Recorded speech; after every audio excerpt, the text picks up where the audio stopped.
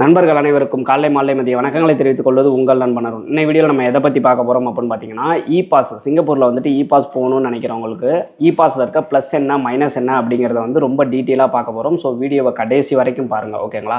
So வீடியோவை பார்த்துட்டு நீங்கள் போகலாமா வேணாமா அப்படிங்கிறத நீங்கள் முடிவு பண்ணுங்கள். இதில் இருக்க ப்ளஸ் என்ன மைனஸ் என்ன அப்படிங்கிறதையும் சொல்கிறேன். வீடியோவோட கடைசியில் நீங்கள் இதுக்கு என்ன பண்ணலாம் அப்படிங்கிறதையும் சொல்கிறேன், ஓகேங்களா? ஸோ வீடியோவை கடைசி வரைக்கும் பாருங்கள், இது ரொம்ப யூஸ்ஃபுல்லாக இருக்கும்.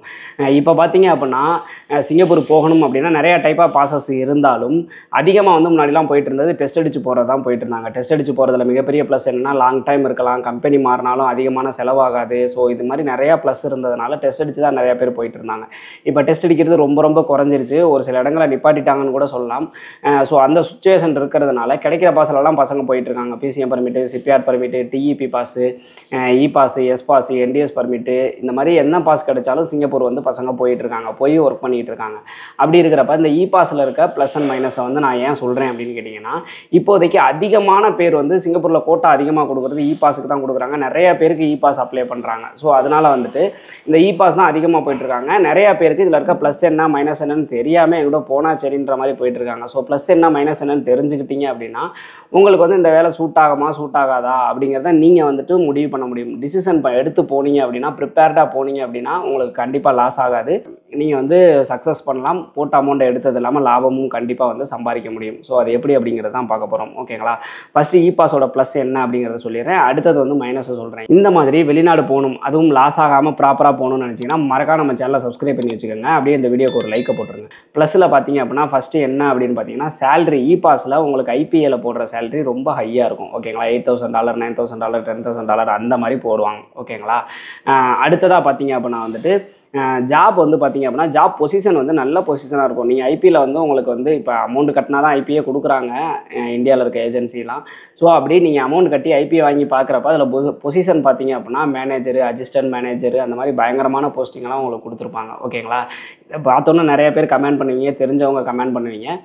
இருந்தாலும் நான் மைனஸ் என்னன்னு சொல்கிறேன், அதுக்கப்புறமேட்டும் உங்கள் கமெண்ட்டை சொல்லுங்கள், ஓகேங்களா? அடுத்ததாக பார்த்தீங்க அப்படின்னா டிரைவிங் லைசன்ஸ். சிங்கப்பூரில் டிரைவிங் லைசன்ஸ் எடுக்கிறதுன்றது ரொம்ப சிரமமாக இருக்கும். ஆனால் நீங்கள் இ பாஸில் போனீங்க அப்படின்னா ரொம்ப ஈஸி. ஏன்னு கேட்டிங்க அப்படின்னா, உங்களுக்கு இந்தியா டிரைவிங் லைசன்ஸ் இருந்துச்சு அப்படின்னா அதை வந்து நீங்கள் சிங்கப்பூரில் போயிட்டு கன்வெர்ட் பண்ணுறீங்க, அதுவும் இ பாஸில் இருந்து கன்வெர்ட் பண்ணுறீங்க அப்படின்னா அது வந்து உங்களுக்கு கிளாஸ் 3C மாறாது, டேரெக்டாக கிளாஸ் 3 மாறிடும்.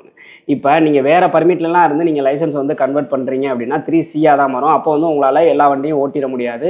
நீங்கள் ஒரு டிரைவராக ஒரு கம்பெனியில் போகிறது ரொம்ப சிரமம். ஆனால் நீங்கள் இ பாஸில் இருக்கிறீங்க அப்படிங்கிற பட்சத்தில் உங்களுக்கு டேரெக்டாகவே பெரிய வண்டி ஓட்டுற அளவுக்கு, அதாவது கிளாஸ் 4 லாரியை தவிர கிளாஸ் 3 வண்டி எல்லாமே ஓட்டுறதுக்கு உங்களுக்கு வந்து பர்மிஷன் கொடுத்துருவாங்க. கிளாஸ் 3 லைசன்ஸாக தான் உங்கள் கைக்கு வரும். அப்படி இருக்கிறப்ப நீங்கள் ஈஸியாக வந்து டிரைவர் ஆகிட முடியும் சிங்கப்பூரில் இ பாஸில் இருக்கீங்க அப்படின்னா. ஒரு சில கம்பெனியே இதுக்கு வந்து நீங்கள் இ பாஸில் எடுத்து சப்போர்ட் பண்ணி டிரைவராக மாற்றி கொடுக்குறாங்க, ஓகேங்களா? ஸோ இது வந்து ஒரு மிகப்பெரிய ப்ளஸ்ஸாக வந்து நான் பார்க்குறேன். அடுத்ததாக பார்த்தீங்க அப்படின்னா வந்துட்டு நீங்கள் இ பாஸில் இருக்கீங்க அப்படிங்கிற பட்சத்தில் பிஆர் வந்து ஈஸியாக வந்து நீங்கள் ட்ரை பண்ணி பார்க்கலாம். கண்டிப்பாக கிடைக்குமான்னு கேட்டிங்கன்னா அதுக்கு என்கிட்ட பதில் இல்லை. ஆனால் பிஆர் வந்து ட்ரை பண்ணி பார்க்கலாம். பிஆர் அப்படின்னா பர்மனன்ட் ரெசிடென்ட். சிங்கப்பூரில் நீங்கள் பிஆராக வந்து ஆகிறதுக்கு இ பாஸில் இருந்து நிறைய பேர் வந்து பிஆராக ஆயிருக்கிறாங்க. ஸோ அந்த மாதிரி நீங்கள் ட்ரை பண்ணி பார்க்கலாம். இப்போ கிடைக்கிறது ரொம்ப கஷ்டமாக தான் இருக்குது. இது ஒரு மிகப்பெரிய ப்ளஸ். அடுத்ததாக பார்த்தீங்க அப்படின்னா வந்துட்டு 2 இயர் பர்மிட். நீங்கள் வந்துட்டு இப்போ இ பாஸில் போகிறீங்க அப்படின்னா கண்டிப்பாக 2 வருஷம் சிங்கப்பூரில் இருக்க முடியும். ஸோ இது ஒரு ப்ளஸ். கம்பெனி ரெனியூவல் கொடுத்தாங்க அப்படின்னா நீங்கள் ரெனியூவலும் பண்ணிக்க முடியும். அடுத்ததாக பார்த்தீங்க அப்படின்னா இ பாஸில் நீங்கள் போகிறீங்க அப்படின்னா டெஸ்ட் அடிக்க தேவையில்லை. ஸோ ஈஸியாக வந்து நீங்கள் இ பாஸில் போயிட முடியும். இது எல்லாமே வந்து இ பாஸோட ப்ளஸ், ஓகேங்களா? அடுத்ததாக வந்துட்டு மைனஸ் என்னென்ன அப்படிங்கிறத சொல்கிறேன். இப்போ சொன்னது பார்த்தீங்களா, அது எல்லாத்துலேயுமே மைனஸ் இருக்குது.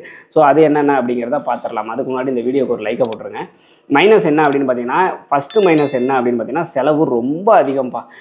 இ பாஸுக்கு பார்த்தீங்க அப்படின்னா இந்தியாவில் வந்துட்டு கம்மி சம்பளமாக இருந்தாலுமே இ பாஸ் நான் எடுத்து தரேன் அப்படிங்கிறதுனால அவங்க வந்து 5 லட்சத்துலேருந்து 4 லட்சம், 5 லட்சம், 9 லட்சம் வரைக்கும் கேட்குறாங்க. எனக்கு தெரிஞ்சு 9 லட்சம்லாம் கேட்டதாக பசங்க கமெண்ட் பண்ணியிருக்காங்க. அதுக்கு மேலே வந்து யாரும் கேட்டதாக கமெண்ட் பண்ணது இல்லை. ஸோ இது ரொம்ப ரொம்ப ரொம்ப அதிகமான பணம்லாம் நீங்கள் கட்டி போனீங்கன்னா கண்டிப்பாக உங்களுக்கு லாஸ் தான் வரும். ஸோ 9 லட்சம் வரைக்கும் கேட்குறாங்க, ஓகேங்களா? அடுத்ததாக பார்த்தீங்க அப்படின்னா சேல்ரி.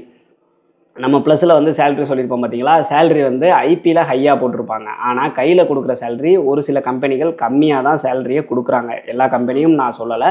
ஒரு சில கம்பெனிகள் ஐபியில் போட்டிருக்க சேலரியை கொடுக்கறது கிடையாது, ஓகேங்களா? சேலரி வந்து கம்மி, இங்கேயே வந்து எல்லாத்தையும் சொல்லிடுவாங்க. உங்களுக்கு சேலரி இவ்வளோ தான், பேசியிருக்கிறது இவ்வளோ தான் சொல்லிடுவாங்க. அந்த சேலரியை தான் வந்து கொடுப்பாங்க. அப்படிங்கிற பட்சத்தில் ஐபியில் போட்டிருக்க சேலரி வராது. இதுவும் ஒரு மிகப்பெரிய மைனஸ். அடுத்ததாக பார்த்தீங்க அப்படின்னா டிரைவிங் லைசன்ஸ் சொன்னோமா, டிரைவிங் லைசன்ஸை பொறுத்த வரைக்கும் நீங்கள் வந்துட்டு இப்போ கிளாஸ் 3 எடுத்துருவீங்க. அதாவது கன்வெர்ட் பண்ணீங்க அப்படின்னாவே கிளாஸ் 3 மாறிடும். ஒருவேளை கம்பெனியில் கோட்டா இல்லை அப்படின்னாவோ, இல்லை நீங்கள் வந்துட்டு வேறு ஏதாவது ஜாபுக்கு மாறுறீங்க, இ பாஸ்லேருந்து எஸ் பாஸுக்கு மாறுறீங்க அப்படின்னாவோ, இல்லை இ பாஸ்லேருந்து என்டிஎஸ் பர்மிட்டுக்கோ இல்லை ஒர்க் பர்மிட்டுக்கோ ஏதாவது ஒரு பாஸ் மாறுறீங்க அப்படின்னா, நீங்கள் கிளாஸ் 3 லைசன்ஸாக வச்சுருப்பீங்க பார்த்தீங்கன்னா, அது டேரெக்டாக கிளாஸ் 3C மாறிடும். நீங்கள் இ பாஸில் இருக்க வரைக்கும் தான் அந்த லைசன்ஸ் கிளாஸ் 3 இருக்கும். நீங்கள் இ பாஸ்லேருந்து வேறு பாஸுக்கு மாறுறீங்க அப்படின்னா அது 3C மாறிடும். திருப்பி நீங்கள் ஓட்டி காமிச்சு எக்ஸாம் பாஸ் பண்ணி தான் கிளாஸ் 3 லைசன்ஸ் எடுக்க முடியும். இது ஒரு மைனஸ். ஓகேங்களா? அடுத்ததாக பார்த்தீங்க அப்படின்னா ரூம். இப்போ நீங்கள் சிங்கப்பூரில் வந்துட்டு போகிறீங்க அப்படின்னா, இப்போ work permit, shipyard permit, PCM பர்மிட்லாம் போகிறீங்கன்னா சேலரி ஹையாக இருந்தாலும் ரூம் வந்து அவங்களே கொடுத்துருவாங்க. ஆனால் இந்த இ பாஸை பொறுத்த வரைக்கும் E pass, S pass, NTS பர்மிட்டுக்கெலாம் மோஸ்ட்லி வந்து கம்பெனி ரூம் கொடுக்க மாட்டாங்க. ஒரு சில கம்பெனிகள் அலோன்ஸ் மாதிரி கொடுத்துருவாங்க. ரூமுக்கு இவ்வளோ அலோன்ஸ் கொடுத்துறோம், நீங்கள் பிடிச்சிக்கோங்க அப்படின்ற மாதிரி சொல்லிடுவாங்க. ஒரு சில கம்பெனி ரொம்ப ரேராக ஒரு சில கம்பெனி ரூம் கொடுப்பாங்க. ஆனால் மோஸ்ட்லி ரூம் கிடைக்கிறது ரூமுக்கு நீங்கள் தான் செலவு பண்ணுற மாதிரி இருக்கும். அப்படின்றப்ப ரூமுக்கே ஒரு மிகப்பெரிய தொகை போயிடும். மினிமமாக நீங்கள் ஷேரிங் ரூம் எடுத்தால் கூட $400 to $500 ஆகும். ஸோ இது ஒரு மிகப்பெரிய ட்ராபேக்கு இ பாஸில். ஓகேங்களா? அடுத்ததாக பார்த்தீங்க அப்படின்னா இந்த ஒருவேளை கம்பெனியே கூட அதுக்கு பே பண்ணாலும் டிரான்ஸ்போர்ட் அப்படிங்கிறது நீங்கள் தான் பே பண்ணுற மாதிரி இருக்கும். ஏன்னா வேலை செய்கிற இடம் ஒரு இடத்துல இருக்கும், ரூம் ஒரு இடத்துல இருக்கும். இப்போ ஒர்க் பர்மிட்டு மற்ற பர்மிட்லாம் பார்த்தீங்க அப்படின்னா வந்துட்டு டிரான்ஸ்போர்ட் அப்படிங்கிறது வந்துட்டு கம்பெனியே கொடுத்துருவாங்க. கம்பெனி லாரியோ இல்லை கம்பெனி பஸ்லையோ நீங்கள் போயிடலாம். ஆனால் இ பாஸை பொறுத்த வரைக்கும் மோஸ்ட்லி டிரான்ஸ்போர்ட் வந்து கம்பெனி கொடுக்காது. நீங்கள் தான் டிரான்ஸ்போர்ட் போகிற மாதிரி இருக்கும். ஒரு சில நல்ல கம்பெனிகள் டிரான்ஸ்போர்ட்டுக்குன்னு தனியாக ஒரு அமௌண்ட் கொடுக்குறாங்க. நீங்கள் சம்பாதிக்கிற அமௌண்ட்டு பாதி அமௌண்ட் அங்கேயே செலவாயிடும். ஓகேங்களா? ஸோ வந்துட்டு இது ஒரு மிகப்பெரிய டிராபேக். ஓகேங்களா? ஃபுட்டும் அதே மாதிரி தான். ஒரு சில பேர் வந்துட்டு நீங்கள் சமைச்சு சாப்பிட்ற மாதிரி இருக்கும். அந்த இ பாஸை பொறுத்த வரைக்கும் இந்த குக்காக போகிறீங்க, இந்த ஹோட்டல் ஃபீல்டில் போகிறீங்கன்னா மட்டும் நீங்கள் கடையிலே சாப்பிட்டுக்கலாம். மற்றபடி வந்து பார்த்தீங்க அப்படின்னா ஃபுட்டெல்லாம் வந்து நீங்கள் தான் அதுக்கும் செலவு பண்ணுற மாதிரி இருக்கும். அதுக்கும் ஒரு அமௌண்ட் போயிடும். ஓகேங்களா?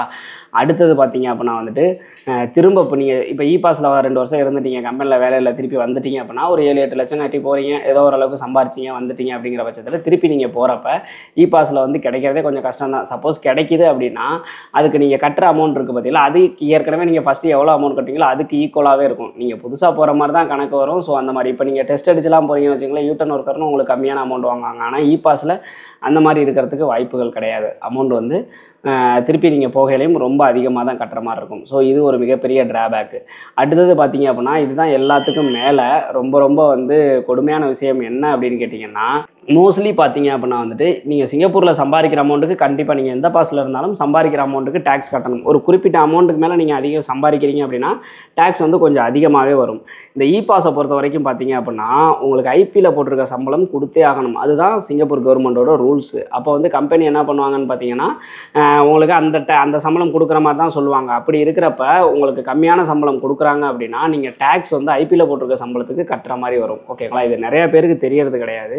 ஸோ ஐபியில் போட்டிருக்க சம்பளத்துக்கு நீங்கள் டேக்ஸ் கட்டுறீங்க, அதுவும் இ பாஸ் ஐபியில் போட்டிருக்க சம்பளத்துக்கு நீங்கள் டேக்ஸ் கட்டுறீங்க அப்படின்னா உங்களோட 3 மாத சம்பளம் 4 மாத சம்பளம் டேக்ஸாகவே போகிறதுக்கு வாய்ப்புகள் இருக்குது. நான் ஏன் 3 மாத சம்பளம் 4 மாத சம்பளம்னு சொல்கிறேன்னா, ஐபியில் போட்டிருக்க சம்பளம் கொடுத்தாங்கன்னா அது உங்களுக்கு பெரிய இதுவே கிடையாது, டேக்ஸ் கம்மியாக தான் வரும். ஐபியில் போட்டிருக்க சம்பளத்துக்கு டேக்ஸ் அதிகம். ஆனால் உங்கள்ட்ட கையில் கொடுக்குற சம்பளத்தை வந்து பார்த்தீங்கன்னா ரொம்ப கம்மி அப்படிங்கிற பட்சத்தில் அதிகமான டேக்ஸை நீங்கள் கட்டுற மாதிரி வரும். அது இ பாஸுக்கு ரொம்ப அதிகம் டேக்ஸ். ஓகேங்களா? இன்னும் சொல்லப்போனால் இப்போ நமக்கு நிறையா கோட்டாஸ் கொடுக்கறதுக்கே அது ஒரு காரணம்னு சொல்லலாம். டேக்ஸ் அதிகமான வருமானம் சிங்கப்பூர் கவர்மெண்ட்டுக்கு வர்றது கூட ஒரு காரணமாக இருக்கலாம். ஓகேங்களா? ஸோ நீங்கள் டேக்ஸ் கட்டுறது, இப்போ நீங்கள் வந்து வேலைக்கு போகிறீங்க அப்படின்னா டேக்ஸை பற்றி தெளிவாக கேட்டுக்கோங்க. இப்போ நான் வாங்குகிற சம்பளத்துக்கு மட்டும் டேக்ஸ் கட்டணுமா, இல்லை எல்லாத்துக்குமே டேக்ஸ் கட்டுற மாதிரி இருக்குமா? அப்படி எல்லாத்துக்குமே டேக்ஸ் கட்டுற மாதிரி இருந்துச்சு அப்படின்னா அது எவ்வளோ அமௌண்ட்டு அப்படிங்கிற மாதிரி தெளிவாக வந்து ஏஜென்ட்கிட்ட கேட்டுக்கோங்க. ஒரு சில கம்பெனி பாதி அமௌண்ட் வந்து கம்பெனியை கட்டிடுறாங்க, ஒரு சில கம்பெனி ஃபுல் அமௌண்ட்டுமே கம்பெனியை கூட கட்டுறாங்க. ஒரு சில நல்ல முதலாளிகள்லாம் வந்து அந்த மாதிரி பண்ணுறாங்க. ஆனால் ஒரு சில கம்பெனிகள் வந்து அவங்க கையில் கொடுக்குற சேலரிக்கு டேக்ஸ் கட்ட சொன்னால் பரவாயில்ல, ஆனால் அவங்க ஐபியில் போட்டிருக்க சேலரி, அதாவது நம்ம வாங்காத சம்பளத்துக்கு டேக்ஸ் கட்ட சொல்கிறாங்க. ஸோ வந்து வேறு வழி இல்லாமல் நிறைய பேர் கட்டுறேன்ட்டு ஒத்துக்கிட்டு போகிறாங்க. ஓகே தான். நான் என்ன சொல்கிறேன் அப்படின்னா, அப்படி கட்டினாலும் உங்களுக்கு ப்ராஃபிட் இருக்கணும். அதுதான் ரொம்ப இம்பார்ட்டண்ட்டு. ஸோ ரூல்ஸுக்கு மேலெலாம் வந்து ரூல்ஸை மீறி தான் நீங்கள் போகிறீங்க அப்படின்னாலும் உங்களுக்கு வந்து ப்ராஃபிட் அப்படிங்கிறது இருக்குமா, அதை தெளிவாக கனெக்ட் பண்ணிக்கங்க. அப்போ இ பாஸில் எப்படி போகலாம் அப்படின்னு கேட்டிங்கன்னா, ஒரு நோட் எடுத்துங்க, ஒரு பேனா எடுத்துக்கோங்க. ஒரு ஆர்டர்ஸ் வருது அப்படின்னா, இப்போ 12 12 மாதத்துக்கு உங்களோட சம்பளம் எவ்வளவு இன்ட்டு 12, அப்போ ஒரு வருஷத்துக்கு இவ்வளோ சம்பளம் வருது. அப்போ நீங்கள் 2 வருஷம் இருக்கலாம். அப்போ 2 வருஷத்துக்கு டோட்டல் அமௌண்ட் எவ்வளவு அப்படிங்கிறத கால்குலேட் பண்ணிடுங்க. கால்குலேட் பண்ணிவிட்டு அதுதான் நீங்கள் சம்பாதிக்க போகிற அமௌண்ட்டு சிங்கப்பூரில். அடுத்தது பார்த்தீங்க அப்படின்னா, இப்போ ரூமுக்கு வந்துட்டு இப்போ அவங்க தர்றாங்களா இல்லை நீங்கள் எடுத்துக்கணுமா? அப்படி ரூம் எடுத்தால் $400 மினிமம் ஆகும், அதை லெஸ் பண்ணிடுங்க. அடுத்தது ஃபுட்டுக்கு ஒரு $100 $200 ஆகும், அதை நீங்கள் லெஸ் பண்ணிக்கோங்க. அடுத்தது டிரான்ஸ்போர்ட் எப்படின்னு கேட்டுக்கோங்க. ஸோ இது எல்லாத்தையும் லெஸ் பண்ணுங்கள். டோட்டலாக இந்த 2 வருஷத்துக்குமே நீங்கள் லெஸ் பண்ணிடுங்க. லெஸ் பண்ணிவிட்டு மீதி அமௌண்ட் எவ்வளோ இருக்குது அப்படிங்கிறத பாருங்கள். பார்த்தீங்க அப்படின்னா அந்த அமௌண்ட்டை நீங்கள் சம்பாதிக்க போகிறீங்களா அப்படின்னு கேட்டால் ஆஹா சூப்பரில் அப்படிங்கிற மாதிரி நினைப்பீங்க. கிடையாது. அதுலேருந்து நீங்கள் லெஸ் பண்ணணும். எதை லெஸ் பண்ணணும் அப்படின்னு கேட்டிங்கன்னா, கண்டிப்பாக வந்து நீங்கள் டேக்ஸை வந்து லெஸ் பண்ணணும். டேக்ஸ் பார்த்தீங்க அப்படின்னா வந்துட்டு ஒரு உதாரணத்துக்கு சொல்கிறேனே, உங்களுக்கு ஐபிஎல் வந்து ஒரு 10,000 வெள்ளி 11,000 வெள்ளி போட்டிருக்கு அப்படின்னா 3000 4,000 வெள்ளி அப்ராக்சிமேட்டாக தான் நான் சொல்கிறேன். ஸோ அந்த டேக்ஸ் வர்றதுக்கான வாய்ப்புகள் இருக்குது வருஷத்துக்கு. 2 வருஷத்துக்கு சேர்த்து கிடையாது, வருஷத்துக்கு. அப்போ 2 வருஷத்துக்கு அதை நீங்கள் லெஸ் பண்ணுங்கள். அடுத்ததாக பார்த்தீங்க அப்படின்னா கட்டுற அமௌண்ட்டை லெஸ் பண்ணுங்கள். டோட்டலாக நீங்கள் எவ்வளோ வந்து ஏஜென்ட் கேட்குறாங்கன்றதை லெஸ் பண்ணுங்கள். மீதி வந்து இதுக்கு மேலே எவ்வளோ உங்களுக்கு ப்ராஃபிட் இருக்குது அப்படிங்கிறத பாருங்கள். அவங்க போடுற சம்பளத்தில் மீதி எவ்வளோ ப்ராஃபிட் இருக்குது அப்படிங்கிறத பாருங்கள். ஸோ அவங்க போடுற இது எல்லாத்தையும் கழித்து 2 வருஷத்தில் ஒரு 8லேருந்து ஒரு 10 லட்சம் கிடைக்குது, 7லேருந்து 8 லட்சம் கிடைக்குது அப்படின்னா மட்டும் நீங்கள் போங்க, இல்லைன்னா போகாதீங்க. ஓகேங்களா? ஏன்னு கேட்டிங்கன்னா, இதெல்லாம் லெஸ் பண்ணது போக பெருசாக ஒன்றும் இல்லை அப்படின்னா நீங்கள் போய் 2 வருஷம் கஷ்டப்பட்டு உங்கள் உழைப்பை மட்டும் கொடுத்துட்டு வர மாதிரி தான் வரும். மற்றபடி வேறு எதுவும் அதில் வந்து உங்களுக்கு ப்ராஃபிட் இல்லை. அதனால் தயவுசெய்து அந்த மாதிரி மட்டும் போயிடாதீங்க. நான் சொன்ன மாதிரி இந்த வீடியோவை திருப்பி கூட பார்த்து அந்த கணக்கெல்லாம் பண்ணிவிட்டு அதுக்கப்புறம் நீங்கள் போனீங்க அப்படின்னா லாஸ் ஆகாமல் நல்லபடியாக நீங்கள் சிங்கப்பூர் போயிட்டு திருப்பி வர முடியும். ஓகேங்களா?